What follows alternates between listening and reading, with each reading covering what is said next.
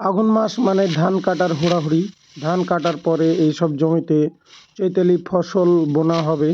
কেউ বুনবে গম, কেউ বুনবে মসুরি, তারপরে আবার বুট বুনবে। আসলে ধান কাটার হুড়াহুড়িটা বেশি হয় যে চৈতালি ভুঁইয়ের বাতালটা ধরে রাখার জন্য, যে তাড়াতাড়ি ধানটা উঠানোর পরে আমরা গম মসুর বুনতে পারবো। সবাই মুখের দানা ঘরে তোলার জন্য ব্যস্ত হয়ে থাকে এই সময়টাতে। আমরা গরিব মানুষ, দিন আনি দিন খাই, কাজ না করলে খাবো কি? তাই আমরা আমাদের কাজ আমরা নিজেরাই করি।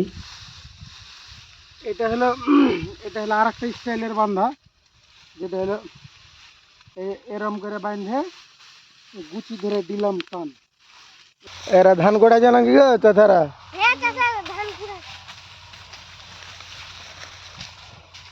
ধান পাইলা না চুরি টুরি করলে 2-3 নাটি?